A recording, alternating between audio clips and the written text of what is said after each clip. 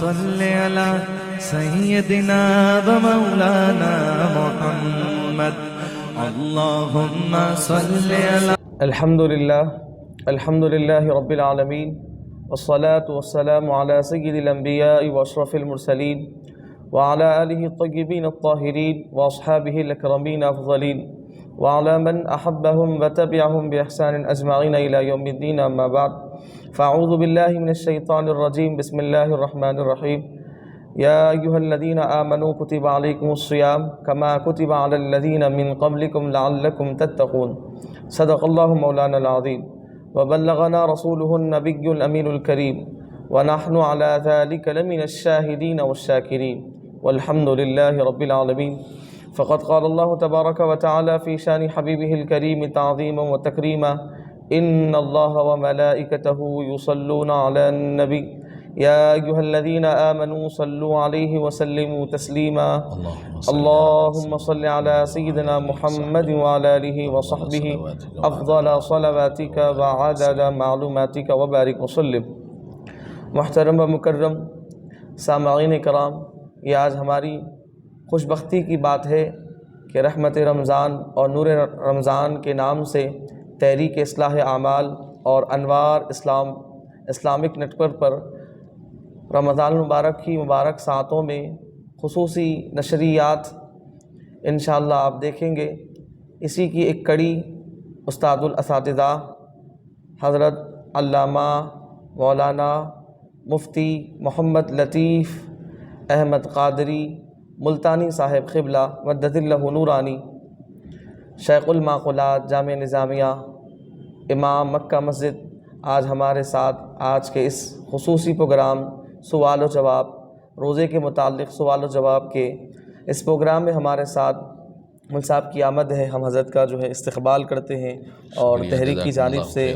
اور انوار Islamic net work کی جانب سے جزاکم اللہ خیر احسن الجزا کہ آپ نے اپنی قیمتی اوقات میں سے ہمیں استفادہ کا موقع عنایت فرمایا ہے. اللہ تعالیٰ قبول فرمائے آپ حضرات کے اس چینل کی خدمات کو. آمین.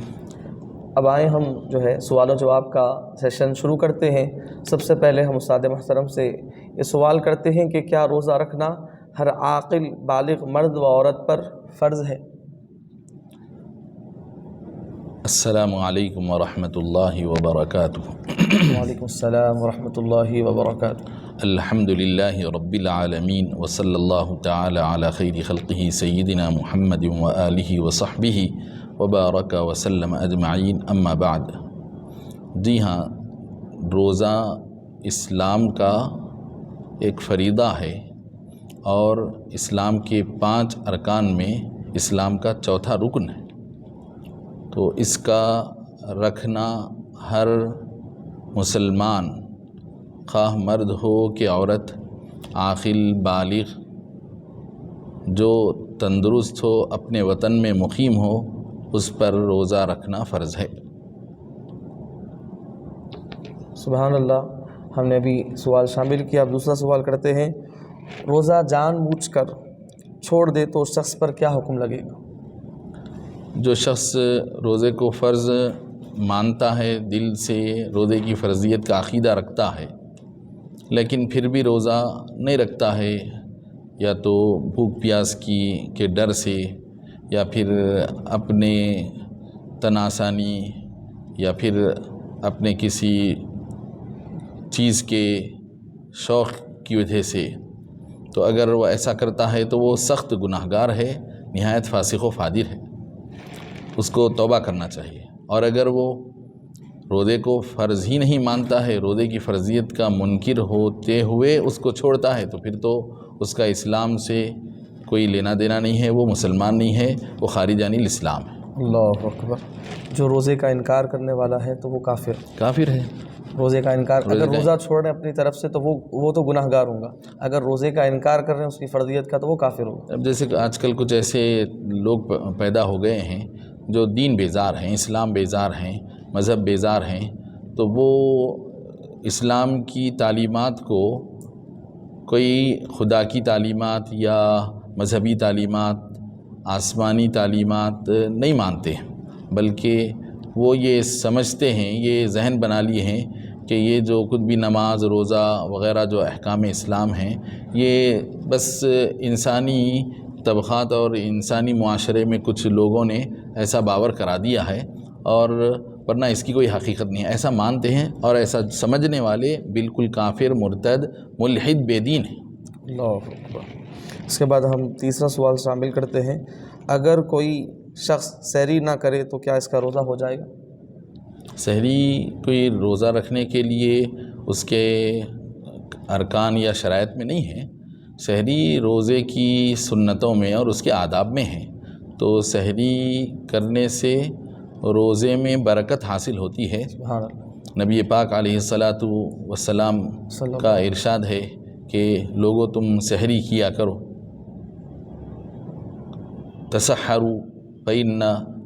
فی السحور برکتاً او کما قال صلی اللہ علیہ وسلم، تو سحری کرنے میں برکت ہے، اور برکت اس معنی میں ہے، ایک تو سحری کرنے سے روزہ رکھ کر آدمی سست روی کا شکار نہیں ہوتا ہے اور کمزوری کا شکار نہیں ہوتا ہے۔ بغیر سحری کے روزہ رہ جائے گا تو روزہ تو ہو جاتا ہے، لیکن مگر اس کے مزاج میں سستی اور جو ہے کمزوری آنے کی وجہ سے اب دن کی دیگر عبادتوں میں اس کو ذوق و شوق باقی نہیں رہتا۔ تو روزہ رکھنے کا جو اصل مقصد ہے کہ اور زیادہ عبادتیں ہوں، تو لہذا سحری کا یہ فائدہ ہے اور اس کی برکت ہے کہ اس کی برکت سے روزے میں عبادتوں میں کسل مندی پیدا نہیں ہوتی ہے، اور پھر آخرت میں بھی وہ سحری کا کھانا آخرت کے اجر و ثواب میں بھی اضافہ کرتا ہے، تو اس لیے یہ برکت کا باعث ہے۔ سبحان اللہ۔ سحری کا ٹائم کب شروع ہوتا ہے اور کب ختم ہوتا ہے؟ سحری کا یوں تو وقت آدھی رات کے بعد سے، جو بھی کھایا جائے وہ آدھی رات کے بعد سے صبح صادق کے نکل آنے تک، یعنی رات کے ختم ہونے، آدھی رات کے بعد سے رات کے ختم ہونے تک، یعنی سحری کا وقت ختم ہونے تک جو بھی کھایا جائے وہ سحری کے حساب میں ہے۔ لیکن سحری کا بہترین اور مستحب اور افضل وقت یہ ہے کہ رات کو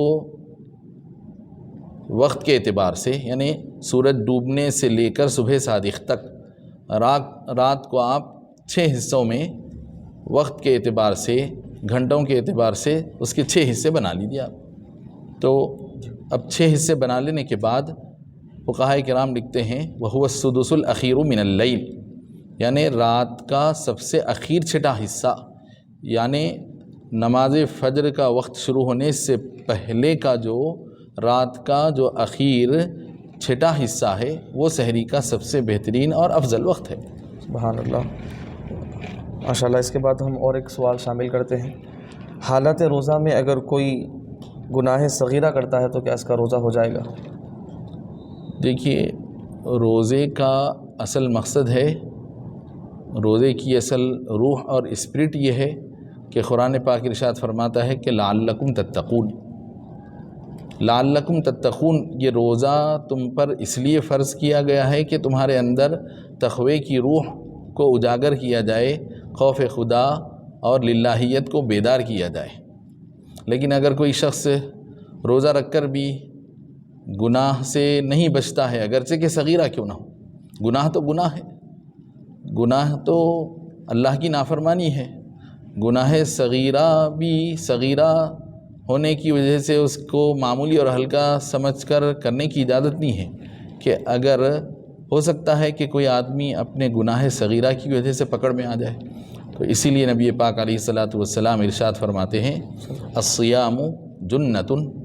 فإذا صام أحدكم فلا يرفث ولا يجهل۔ امام بخاری اور امام مسلم دونوں نے اس کو روایت کیا، تو صحیحین میں یہ روایت ہے کہ جب نبی پاک علیہ الصلاۃ والسلام ارشاد فرماتے ہیں کہ روزہ ایک ڈھال ہے، ڈھال کا مطلب یہ ہے کہ ڈھال ہے، ایک تو یہ کہ دوزخ کی آگ سے آپ کو بچانے والی ڈھال ہے،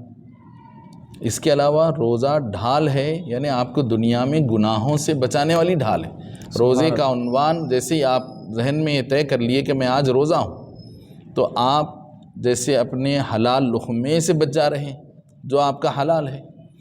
آپ اپنے جائز حقوق سے اپنے آپ کو کنارہ کش کر لیتے ہیں، تو پھر تو جو چیزیں شریعت میں حرام ہیں اس سے تو آپ کو بدرجہ اولا رکنا چاہیے۔ اسی لیے نبی پاک علیہ الصلوۃ والسلام نے فرمایا جو تم میں سے روزے دار ہو اس کو نہ کوئی فسق و فجور کا کام کرنا چاہیے، نہ کوئی جہالت اور بدسلیقگی اور بیہودگی کے کام نہیں کرنا چاہیے، اس سے بھی پرہیز کرنا چاہیے۔ اسی طرح حضرت جابر بن عبداللہ رضی اللہ عنہ ارشاد فرماتے ہیں، حدیث موقوف ہے کہ فَإِذَا صَامَ أَحَدُكُمْ إِذَا صُمْتَ فَلْيَصُمْ سَمْعُكَ وَبَصَرُكَ وَلِسَانُكَ عَنِ الْكَذِبِ وَالْمَحَارِمِ۔ جب تم روزے سے رہیں تو ہونا یہ چاہیے کہ تمہارے کان اور تمہاری نگاہ اور تمہاری زبان یہ سب کچھ جھوٹ اور دیگر سارے محرمات شریعت اور منکرات سے اپنے آپ کو بچائے رکھیں۔ سبحان اللہ۔ اس کے بعد ہم اور ایک سوال شامل کرتے ہیں، حالت روزہ میں اگر کوئی شخص بھول کر کچھ کھا پی لے تو کیا اس کا روزہ باقی رہے گا؟ روزے کی حالت میں اگر کوئی شخص بھول سے کچھ کھا لیتا ہے، پی لیتا ہے تو اس سے روزے پر کوئی فرق نہیں پڑتا ہے، روزہ بالکل درست ہو جاتا ہے۔ البتہ عمدن کوئی شخص کھاتا ہے تو روزہ ٹوٹتا ہے، یا یہ کہ روزہ یاد ہے، اس کو روزہ یاد ہے لیکن کوئی چیز کھانا پینا نہیں چاہ رہا تھا لیکن غلطی سے کچھ منہ میں چلا گیا تو پھر اب اس کا روزہ ٹوٹ جائے گا۔ جیسے کہ ایک آدمی ذہن میں ہے، اس کو یاد ہے کہ میں آج روزے سے ہوں، غسل کرتے وقت پانی منہ میں لیا، کلی کرنے گیا اور غرغرہ کرنے گیا، حالانکہ اس کو یاد ہے روزے سے ہوں، ذہن میں بھی ہے، مگر تھوڑی بے احتیاطی کی وجہ سے پانی حلق کے نیچے اتر گیا تو روزہ اس کا ٹوٹ جائے گا، لیکن گناہ گار نہیں ہوگا اور اس پر کوئی کفارہ واجب نہیں ہوگا، صرف ایک روزہ ٹوٹا ہے، روزے کی قضا کرنا ہوگا، لیکن اس سے بھی اپنے آپ کو پوری طرح سے اہتمام کے ساتھ رہنا چاہیے، ایسی بے احتیاطی بھی ہونے نہیں دینا چاہیے۔ سبحان اللہ۔ اس کے بعد ہم اور ایک سوال شامل کرتے ہیں، حالت روزہ میں انجیکشن اگر کوئی لیتا ہے تو اس کا روزہ باقی رہے گا؟ یہ دیکھیے انجیکشن اور گلوکوز وغیرہ کا مسئلہ ایک پوری امت میں ایک معرکۃ الآراء مسئلہ بن گیا ہے یہ، اللہ کہ اس بارے میں علماء کی دو جماعتیں ہیں، علماء امت اس بارے میں مختلف الخیال ہیں، یہ بھی علماء ہیں، وہ بھی علماء ہیں، یہ بھی اہل علم ہیں، وہ بھی اہل علم ہیں۔ تو اہل علم کی ایک جماعت یہ کہتی ہے کہ حالت روزے میں انجیکشن یا گلوکوز چڑھانے سے روزہ ٹوٹ جاتا ہے، چنانچہ عرب کے بعض علماء کا، عالم اسلام کے بعض علماء کا یہی موقف ہے، چنانچہ جامعہ نظامیہ حیدرآباد دکن کا جو قدیم ترین ادارہ ہے، حضرت شیخ الاسلام بانی جامعہ نظامیہ علیہ الرحمۃ والرضوان نے اس کو قائم فرمایا، تو جامعہ نظامیہ جس کے فتاویٰ سارے ملک کی عدالتوں میں تسلیم کیے جاتے ہیں، دنیا بھر میں مقبول نظر سے دیکھے جاتے ہیں، جامعہ نظامیہ کا موقف اس بارے میں یہی ہے کہ حالت روزے میں انجیکشن کسی بھی قسم کا اور کسی بھی قسم کا گلوکوز لینے سے روزہ ٹوٹ جاتا ہے، تو اس لیے اس میں احتیاط ہی بہتر ہے۔ جبکہ علماء کی ایک جماعت اس کی اجازت بھی دیتی ہے کہ ان کا یہ کہنا ہے، چنانچہ پاکستان اور دیگر بعض چنانچہ شمالی ہند کے علماء کا بھی یہی موقف ہے کہ حالت روزے میں انجیکشن لیا جا سکتا ہے اور گلوکوز چڑھایا جا سکتا ہے، لیکن نہ چڑھایا جائے تو بہتر ہے۔ ہاں البتہ اب ہر چھوٹی موٹی بیماری کو لے کر جو ہے تھوڑا سا بخار آ گیا انجیکشن لے رہے ہیں، ٹھیک ہے، اگر آیا ہے آپ کو بخار تو ہونا یہ چاہیے کہ آپ افطار تک انتظار کیجیے، ایسا کیا بخار کوئی بڑی بیماری ہے، تھوڑا سر میں درد ہوتا ہوگا، پیٹ میں درد، تھوڑا سا اگر برداشت کے قابل ہے تو برداشت کر لیجیے، افطار کا انتظار کیجیے، افطار کے بعد جا کر جو ہے انجیکشن گلوکوز جو بھی کرنا ہے کیجیے، لیکن طبیعت اتنی زیادہ خراب ہو جائے کہ اب اگر اس کے بغیر کوئی چارہ نہ ہو تو ٹھیک ہے، آپ اس وقت جو ہے گلوکوز انجیکشن لیجیے اور بعد میں قضا کیجیے جامعہ نظامیہ کے موقف کے حساب سے۔ سبحان اللہ۔ اس کے بعد ہم اور ایک سوال شامل کرتے ہیں، حالت روزہ میں ناک میں، کان میں، آنکھ میں ڈراپ ڈال سکتے ہیں؟ حالت روزہ میں ناک میں پانی ہو یا ڈراپ ہو یا دوا ڈالی جائے تو اس سے روزہ ٹوٹ جاتا ہے، کان میں دوا یا تیل ڈالنے سے روزہ ٹوٹ جاتا ہے، البتہ کان میں پانی جانے سے روزہ نہیں ٹوٹتا ہے۔ اب رہا آنکھ کے بارے میں بھی علماء امت میں سے بعض کی رائے یہ ہے کہ آنکھ میں دوا ڈالنے سے روزہ ٹوٹ جاتا ہے، لیکن مگر اس بارے میں جامع نظامیہ اور حضرت شیخ الاسلام کی ایما پر تصنیف کی گئی کتاب اہل خدمات شرعیہ کا جو نصاب ہے، نصاب اہل خدمات شرعیہ، جو دکن میں نظام حکومت کے زمانے سے یہ اہل خدمات شرعیہ کے لیے ایک مروجہ حکومت کا منظورہ نصاب کے طور پر یہ تصنیف کی گئی سو کتاب ہے، تو بادشاہی سطح پر یہ ایک منظورہ مسلمہ نصاب تھا، تو اس میں بھی یہی بتایا گیا ہے، نہایت ہی معتبر کتاب ہے، تو اس میں بھی یہی بتایا گیا ہے کہ حالت روزے میں آنکھ میں دوا ڈالنے سے یا آنکھ میں پانی جانے سے روزہ نہیں ٹوٹتا ہے۔ تو اب اس میں بعض علماء کی رائے یہ ہوئی ہے، بعض ڈاکٹرز کے بتانے پر، کہ آنکھ میں دوا ڈالنے سے روزہ ٹوٹتا ہے، لیکن جامع نظامیہ کا موقف اور نصاب اہل خدمات شرعیہ کی صراحت کے مطابق روزہ بالکل نہیں ٹوٹتا ہے۔ سبحان اللہ۔ اس کے بعد ہم اور ایک سوال شامل کرتے ہیں، حالت روزہ میں بھول کر غسل اگر واجب ہو جائے تو کیا روزہ قضا کیا جائے گا؟ روزہ باقی رہے گا یا اس کی قضا کرنی پڑے گی؟ یعنی حالت روزے میں غسل ٹوٹ جائے بھول کر مطلب میں سمجھتا ہوں کہ یعنی کوئی شخص بھول کر سے مراد آپ یہ لے رہے ہوں گے کہ غیر ارادی طور پر، یعنی جیسے کہ ایک روزے دار سو گیا تھا، نیند کی حالت میں جو ہے غسل کی حاجت ہو گئی، اس کا غسل ٹوٹ گیا اور اس پر غسل فرض ہو گیا، یا پھر اس کے غیر ارادی طور پر اس کو جو ہے غسل فرض ہو جاتا ہے، تو ایسی صورت میں اس کا روزہ نہیں ٹوٹتا ہے، لیکن اس کو جلد از جلد غسل کر لے کر اپنے عبادات وغیرہ کے لیے پاک ہو جانا چاہیے۔ یعنی حالت جنابت مفسد صوم نہیں ہے، حالت جنابت سے روزہ نہیں ٹوٹتا ہے۔ حالت جنابت سے جو ہے روزہ نہیں ٹوٹتا ہے، یہ سوال تھا۔ اس کے بعد ہمارا آج سیشن کا آخری سوال ہے، حالت روزہ میں اگر کوئی شخص عبادت نہ کرے تو اس کا روزہ باقی رہے گا؟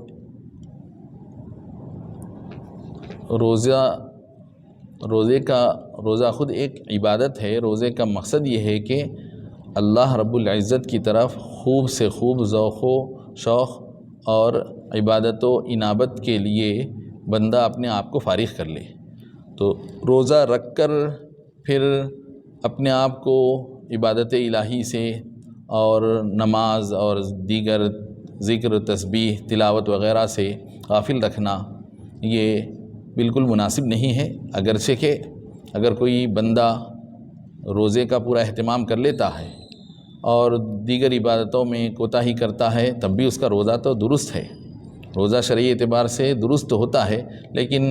روزے کی روح کو، روزے کی اسپرٹ کو نہیں پاتا ہے، روزے کا مقصد پورا نہیں ہوگا۔ ایک اہم سوال ہم شامل کرتے ہیں، سحر کا انتہائی وقت اور نماز فجر کا ابتدائی وقت متصل ہے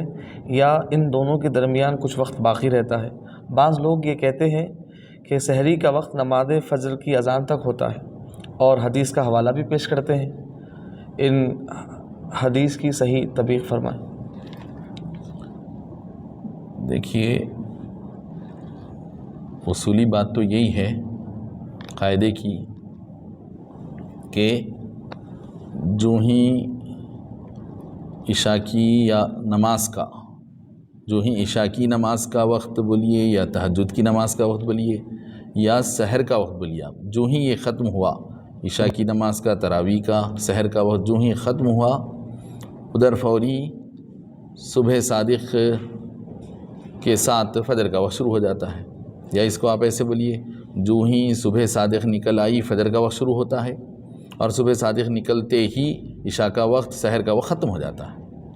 آپ ایسے بولیے یا ایسے بولیے، یہ اصولی بات ہے جو اہل علم کے پاس یہی مسلم ہے، یہ بالکل اہل علم جو علم رکھنے والے اہل علم حضرات ہیں، جو احکام شریعت سے اچھی طرح واقف ہیں، ان کے پاس یہی اصول مسلم ہیں، تو وہ اسی احتیاط کے ساتھ عمل بھی کرتے ہیں، تو جو آدمی خوف خدا رکھتا ہے وہ اپنی سحری کو اتنا اخیر تک نہیں لے جاتا ہے کہ بالکل اب فجر کا وقت شروع ہو گیا یا نہیں ہوا یا نہیں ہوا، شک کے دائرے میں آ جائے۔ اتنا اخیر وقت تک سحری کرنے سے فقہا نے منع کیا ہے۔ اگرچہ کہ سحری کا کچھ وقت باقی بھی ہے، تب بھی آپ اس سے کچھ پہلے سحری کو روک دینا چاہیے، کھانے پینے سے ہاتھ ہٹا دینا چاہیے۔ سحری کا کچھ وقت باقی رکھتے ہوئے ہی کھانے سے دستکش ہو جانا چاہیے، یہ فقہا نے لکھ دیا۔ تو اب اس اصول کو سامنے رکھتے ہوئے، اس اصول کا مقصد کیا ہے کہ کبھی تھوڑا بہت آسمان ابر آلود ہوتا ہے جس کی وجہ سے وقت کا صحیح اندازہ نہیں ہوتا، اور ہم یہ سمجھ کے کہ ابھی وقت ہے کھاتے رہ جائیں گے، خدا نخواستہ وقت ختم ہو جائے گا تو پھر لینے کے دینے پڑ جائیں گے، روزہ خراب ہو جائے گا۔ آپ ابھی وقت ہے سمجھیں گے اور ادھر فجر کا وقت شروع بھی ہو جائے گا، آپ کھا رہے ہیں، تو لہذا بہتر ہے کہ کچھ دیر پہلے آپ ہاتھ دھو لیجئے، اپنے آپ کو اپنا ہاتھ روک لیجئے۔ اسی طرح موجودہ زمانے میں گھڑیاں ہیں، گھڑیاں کبھی فاسٹ ہو جاتی ہیں کبھی پیچھے ہو جاتی ہیں، تو اگر آپ کی گھڑی وقت بتانے میں پیچھے ہو جائے اور آپ فجر کے وقت میں داخل بھی ہو گئے اور آپ گھڑی پر بھروسہ کیے ہوئے ہیں، تو کبھی ایک آدھ مرتبہ غفلت ہو گئی، شل ویک ہو گیا، تو اس دن آپ کی غفلت کے نتیجے میں ابھی تو وقت ہے نہ سمجھ رہے ہیں آپ، اور جو ہے آپ کی گھڑی وقت پیچھے بتا رہی ہے اور وقت فجر کا شروع ہو گیا، تو روزہ خطرے میں آ گیا، آپ کا ایک دن کا روزہ خراب ہو گیا۔ اور ایک دن کا ایک روزہ خراب ہونے کے بعد اس کی تلافی یا اس کی قضا اگر آپ زندگی بھر بھی رکھے تو پھر اس کی وہ برکت اور اس کا وہ فیض حاصل ہونے والا نہیں۔ تو اس لیے ہمارے علماء کرام جو قدیم زمانے میں نہ صرف احکام شریعت کے عالم ہوتے بلکہ فلکیات کے بھی وہ عالم رہتے اور دیگر متعلقہ علوم زمانہ کے بھی وہ ماہر تھے، حساب وغیرہ سے بھی واقفیت رکھتے تھے، ان حضرات نے چنانچہ نظام حیدرآباد کے زمانے میں یہاں پر یہ طریقہ اپنایا گیا کہ نظام الاوقات نماز اور روزے کا مرتب کیا گیا پورے نظام اسٹیٹ کے لیے۔ تو اس میں فقہا کے ہدایت کے مطابق کہ سحری کا کچھ وقت باقی رکھتے ہوئے اپنے آپ کو کھانے پینے سے روک لینا چاہیے۔ اس ہدایت کے پیش نظر یہ کیا گیا کہ سحری کے اخیر وقت سے کچھ وقت پہلے ہی سحری کا اختتامی وقت بتایا جاتا ہے اور نماز فجر کی اذان کے وقت کو تھوڑا سا اور لیٹ کر کے بتایا جاتا ہے۔ تو یہ احتیاط کے پیش نظر ہے۔ تو اب دیکھیے نماز فجر کے اذان کا وقت جس وقت پر اذان دی جا رہی ہے اس سے تھوڑا اور پہلے ہی شروع ہو جاتا ہے۔ یہ اس لیے کہ کبھی ہو سکتا ہے کہ ابر آلود ہونے کی وجہ سے وقت کا صحیح اندازہ نہ ہو اور وقت سے پہلے اذان دے دیں گے، تو اس لیے وقت شروع ہونے کے بعد کچھ وقت کا انتظار کر کے کچھ 10-12 منٹ انتظار کر کے اذان دی جاتی ہے۔ یہ ٹائم ٹیبل میں ایسا رکھا گیا ہے تاکہ کبھی غفلت سے غلطی سے اذان قبل از وقت ہو جائے تو پھر اذان بیکار ہو جاتی ہے، اذان دوبارہ دینا پڑتا ہے۔ تو اس احتیاط کی خاطر اذان کے وقت میں کچھ اضافہ وقت بتا کر فجر کی نماز کے وقت کی شروعات بتائی گئی۔ تو اب اگر کوئی آدمی اس دھوکے میں کہ فجر کی نماز کا وقت شروع ہونے کے بعد یہ سمجھتے ہوئے کہ ابھی اذان نہیں ہو رہی ہے لہذا اذان تک کھانے کی حدیث میں اجازت آئی ہے، یہ سمجھ کر کھا رہا ہے تو وہ فجر کے وقت میں داخل ہو کر کھا رہا ہے، اپنے روزے کو خراب کر رہا ہے۔ تو لہذا آپ پوری اذان کا انتظار کر کے یا فجر کی نماز کا وقت شروع ہونے کا انتظار کر کے کھاتے مت رہیے، بلکہ اس سے پہلے اپنا ہاتھ روک لیجئے، کہ جیسے کہ کسی اور سوال کے جواب میں بتایا گیا کہ سحری کا افضل وقت نماز فجر کے وقت کے شروع ہونے سے پہلے رات کا جو اخیر چھٹا حصہ ہے اس میں سحر کرنا ہے، تو آپ اس چھٹے حصے کے بالکل ابتدائی وقت میں آپ سحر کر لیجئے، یہ سب سے اچھا مناسب وقت ہے، اور کچھ 5-10 منٹ وقت باقی رکھ کے اٹھ جائیے۔ آپ کبھی اچانک کوئی ایک آدھ گولی وغیرہ کھانا ہے تب بھی اس میں آپ کے لیے گنجائش رہ جاتی ہے، لیکن اس کو عادت مت بنائیے۔ خدا کے لیے اپنے روزوں کی حفاظت کیجیے، دین کو، شریعت کو مذاق مت بنائیے۔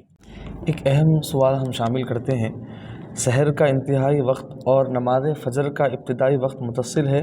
یا ان دونوں کے درمیان کچھ وقت باقی رہتا ہے؟ بعض لوگ یہ کہتے ہیں کہ سحری کا وقت نماز فجر کی اذان تک ہوتا ہے اور حدیث کا حوالہ بھی پیش کرتے ہیں، ان حدیث کی صحیح تطبیق فرمائیں۔ دیکھیے،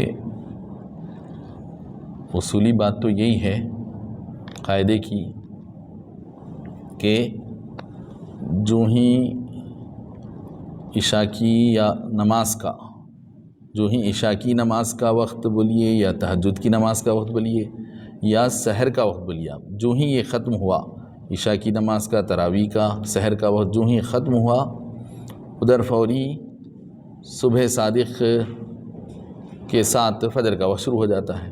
یا اس کو آپ ایسے بولیے، جو ہی صبح صادق نکل آئی فجر کا وقت شروع ہوتا ہے، اور صبح صادق نکلتے ہی عشاء کا وقت، سحر کا وقت ختم ہو جاتا ہے۔ آپ ایسے بولیے یا ایسے بولیے، یہ اصولی بات ہے جو اہل علم کے پاس یہی مسلم ہے۔ یہ بالکل اہل علم، جو علم رکھنے والے اہل علم حضرات ہیں، جو احکام شریعت سے اچھی طرح واقف ہیں، ان کے پاس یہی اصول مسلم ہیں، تو وہ اسی احتیاط کے ساتھ عمل بھی کرتے ہیں۔ تو جو آدمی خوف خدا رکھتا ہے وہ اپنی سحری کو اتنا اخیر تک نہیں لے جاتا ہے کہ بالکل اب فجر کا وقت شروع ہو گیا یا نہیں ہوا یا نہیں ہوا، شک کے دائرے میں آ جائے، اتنا اخیر وقت تک سحری کرنے سے فقہا نے منع کیا ہے۔ اگرچہ کہ سحری کا کچھ وقت باقی بھی ہے، تب بھی آپ اس سے کچھ پہلے سحری کو روک دینا چاہیے، کھانے پینے سے ہاتھ ہٹا دینا چاہیے۔ سحری کا کچھ وقت باقی رکھتے ہوئے ہی کھانے سے دستکش ہو جانا چاہیے، یہ فقہا نے لکھ دیا۔ تو اب اس اصول کو سامنے رکھتے ہوئے، اس اصول کا مقصد کیا ہے کہ کبھی تھوڑا بہت آسمان ابر آلود ہوتا ہے، جس کی وجہ سے وقت کا صحیح اندازہ نہیں ہوتا، اور ہم یہ سمجھ کے کہ ابھی وقت ہے کھاتے رہ جائیں گے، خدا نخواستہ وقت ختم ہو جائے گا تو پھر لینے کے دینے پڑ جائیں گے، روزہ خراب ہو جائے گا۔ آپ ابھی وقت ہے سمجھیں گے اور ادھر فجر کا وقت شروع بھی ہو جائے گا، آپ کھا رہے ہیں، تو لہذا بہتر ہے کہ کچھ دیر پہلے آپ ہاتھ دھو لیجئے، اپنے آپ کو، اپنا ہاتھ روک لیجئے۔ اسی طرح موجودہ زمانے میں گھڑیاں ہیں، گھڑیاں کبھی فاسٹ ہو جاتی ہیں، کبھی پیچھے ہو جاتی ہیں، تو اگر آپ کی گھڑی وقت بتانے میں پیچھے ہو جائے اور آپ فجر کے وقت میں داخل بھی ہو گئے اور آپ گھڑی پر بھروسہ کیے ہوئے ہیں، تو کبھی ایک آدھ مرتبہ غفلت ہو گئی، شل ویک ہو گیا، تو اس دن آپ کی غفلت کے نتیجے میں ابھی تو وقت ہے نہ سمجھ رہے ہیں آپ، اور جو ہے آپ کی گھڑی وقت پیچھے بتا رہی ہے اور وقت فجر کا شروع ہو گیا، تو روزہ خطرے میں آ گیا، آپ کا ایک دن کا روزہ خراب ہو گیا، اور ایک دن کا ایک روزہ خراب ہونے کے بعد اس کی تلافی یا اس کی قضا اگر آپ زندگی بھر بھی رکھے تو پھر اس کی وہ برکت اور اس کا وہ فیض حاصل ہونے والا نہیں۔ تو اس لیے ہمارے علماء کرام جو قدیم زمانے میں نہ صرف احکام شریعت کے عالم ہوتے بلکہ فلکیات کے بھی وہ عالم رہتے اور دیگر متعلقہ علوم زمانہ کے بھی وہ ماہر تھے، حساب وغیرہ سے بھی واقفیت رکھتے تھے، ان حضرات نے چنانچہ نظام حیدرآباد کے زمانے میں یہاں پر یہ طریقہ اپنایا گیا کہ نظام الاوقات، نماز اور روزے کا مرتب کیا گیا پورے نظام اسٹیٹ کے لیے۔ تو اس میں فقہا کے ہدایت کے مطابق کہ سحری کا کچھ وقت باقی رکھتے ہوئے اپنے آپ کو کھانے پینے سے روک لینا چاہیے۔ اس ہدایت کے پیش نظر یہ کیا گیا کہ سحری کے اخیر وقت سے کچھ وقت پہلے ہی سحری کا اختتامی وقت بتایا جاتا ہے، اور نماز فجر کی اذان کے وقت کو تھوڑا سا اور لیٹ کر کے بتایا جاتا ہے۔ تو یہ احتیاط کے پیش نظر ہے۔ تو اب دیکھیے، نماز فجر کے اذان کا وقت جس وقت پر اذان دی جا رہی ہے اس سے تھوڑا اور پہلے ہی شروع ہو جاتا ہے۔ یہ اس لیے کہ کبھی ہو سکتا ہے کہ ابر آلود ہونے کی وجہ سے وقت کا صحیح اندازہ نہ ہو اور وقت سے پہلے اذان دے دیں گے، تو اس لیے وقت شروع ہونے کے بعد کچھ وقت کا انتظار کر کے کچھ 10-12 منٹ انتظار کر کے اذان دی جاتی ہے. یہ ٹائم ٹیبل میں ایسا رکھا گیا ہے تاکہ کبھی غفلت سے غلطی سے اذان قبل از وقت ہو جائے تو پھر اذان بیکار ہو جاتی ہے، اذان دوبارہ دینا پڑتا ہے. تو اس احتیاط کی خاطر اذان کے وقت میں کچھ اضافہ وقت بتا کر فجر کی نماز کے وقت کی شروعات بتائی گئی. تو اب اگر کوئی آدمی اس دھوکے میں کہ فجر کی نماز کا وقت شروع ہونے کے بعد یہ سمجھتے ہوئے کہ ابھی اذان نہیں ہو رہی ہے لہذا اذان تک کھانے کی حدیث میں اجازت آئی ہے، یہ سمجھ کر کھا رہا ہے تو وہ فجر کے وقت میں داخل ہو کر کھا رہا ہے، اپنے روزے کو خراب کر رہا ہے. تو لہذا آپ پوری اذان کا انتظار کر کے یا فجر کی نماز کا وقت شروع ہونے کا انتظار کر کے کھاتے مت رہیے، بلکہ اس سے پہلے اپنا ہاتھ روک لیجئے. کہ جیسے کہ کسی اور سوال کے جواب میں بتایا گیا کہ سحری کا افضل وقت نماز فجر کے وقت کے شروع ہونے سے پہلے رات کا جو اخیر چھٹا حصہ ہے اس میں سحر کرنا ہے. تو آپ اس چھٹے حصے کے بالکل ابتدائی وقت میں آپ سحر کر لیجئے، یہ سب سے اچھا مناسب وقت ہے. اور کچھ 5-10 منٹ وقت باقی رکھ کے اٹھ جائیے. آپ کبھی اچانک کوئی ایک آدھ گولی وغیرہ کھانا ہے تب بھی اس میں آپ کے لیے گنجائش رہ جاتی ہے، لیکن اس کو عادت مت بنائیے. خدا کے لیے اپنے روزوں کی حفاظت کیجیے، دین کو شریعت کو مذاق مت بنائیے. جزاک اللہ. سبحان اللہ. یہ ہمارے 10 سوالات کے جوابات تھے. الحمدللہ ہمارا پروگرام جو ہے سوال و جواب روزے کے مسائل الحمدللہ مکمل ہوا. میں حضرت والا سے التماس کرتا ہوں کہ دعا فرمائیں اور ہمارے پروگرام جو ہے اختتام کو پہنچتا ہے. وصلی اللہ تعالی علی خیر خلقہ سیدنا محمد وآلہ وصحبہ وبارک وسلم اجمعین. ربنا آتنا فی الدنیا حسنة وفی الآخرة حسنة وقنا عذاب النار. ربنا تقبل منا الصلاة والصيام والقيام واحشرنا في زمرة خير الأنام. اللهم يا حنان ويا منان ويا ديان ويا رحيم ويا رحمن ويا قديم الإحسان اغفر لنا ولوالدينا وللمؤمنين وأجرنا من النيران. اللهم إنك عفو كريم تحب العفو فاعف عنا يا كريم فاعف عنا يا كريم. وصلى الله تعالى على خير خلقه سيدنا محمد وآله وصحبه أجمعين والحمد لله رب العالمين.